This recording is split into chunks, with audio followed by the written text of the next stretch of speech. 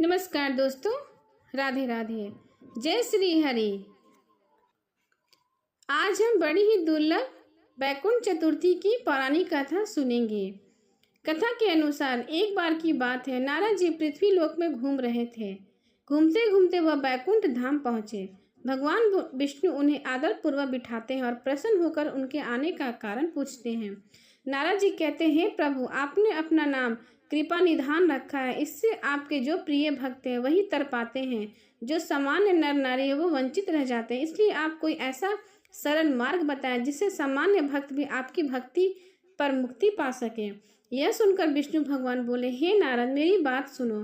कार्तिक शुक्ल पक्ष की चतुर्थी को जो नर नारी व्रत का पालन करते हैं और श्रद्धा से भक्ति से मेरी पूजा अर्चना करते हैं, उनके लिए स्वर्ग के द्वार साक्षात खुले रहते हैं। इसके बाद विष्णु जी जय विजय को बुलाते हैं और उन्हें कार्तिक चतुर्थी को स्वर्ग के द्वार खुला रहने का आदेश देते हैं।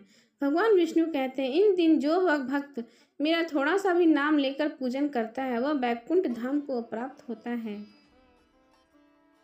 अब मैं तुम्हें बैकुंठ चतुर्थी की बहुत ही दुर्लभ कथा सुनाता हूँ। एक बार भगवान विष्णु देवादिदेव महादेव के पूजन के लिए काशी आए। वह मणिकर्णिका घाट पर स्नान करके उन्होंने 1000 स्वर्ण कमल पुष्पों से भगवान विश्वनाथ का पूजन का संकल्प लिया। अभिषेक के बाद जब वह पूजन करने लगे तो शिव जी ने उनकी भक्ति की परीक्षा के उद्देश्य से एक कमल के पुष्प कम कर दिए। भगवान श्री हरि को पूजन की पूर्ति के लिए 1000 कमल पुष्प चढ़ाने थे। एक पुष्प की कमी देकर उन्होंने सोचा, मेरी आंख तो भी कमल के समान है, मुझे कमल नयन और पुंडरीकाक्ष कहा जाता है। यह विचार कर भगवान विष्णु अपनी कमल के समान आंख चढ़ाने को प्रस्तुत हो गए। विष्णु जी की इस अगाध भक्ति से प्रसन्न होकर देवादिदेव महादेव प्रकट होकर बोले, हे विष्णु तुम्हारे समान संसार में दूसरा कोई मेरा भक्त नहीं। आज की यह कार्तिक शुक्ल चतुर्थी अब बैकुंठ चतुर्थी के नाम से जानी जाएगी और इस दिन व्रत पूर्वक जो पहले आपका पूजन करेगा उसे बैकुंठ लोक की प्राप्ति होगी। भगवान शिव जी ने विष्णु भगवान से प्रसन्न होकर करोड़ों सूर्यों की कांति के समान वाला सुदर्शन चक्र जो शिव जी ने श्री हरि को भेंट में दिया। अब सुने बैकुंठ चतुर्थी की अगली कथा। धनेश्वर नामक एक ब्राह्मण था जो बहुत बुरे काम किया करता था। उसके ऊपर कई पाप थे। एक दिन वह गोदावरी नदी में स्नान करने के लिए गया।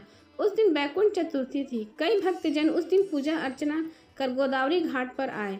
उस भीड़ में धनेश्वर भी उनके साथ हो लिया। इसी प्रकार उन श्रद्धालुओं के स्पर्श के कारण धनेश्वर को भी पुण्य मिला।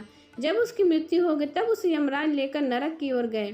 तब भगवान विष्णु ने कहा कि यह बहुत पापी है, पर इसने बैकुंठ चतुर्थी के दिन गोदावरी नदी में स्नान किया और श्रद्धालुओं के पुण्य के कारण इसके सभी पाप नष्ट हो गए, इसलिए इसे बैकुंठ धाम मिलेगा। अंत धनेश्वर को बैकुंठ धाम की प्राप्ति हुई। सभी लोग प्रेम से बोले, विष्णु भगवान की जय।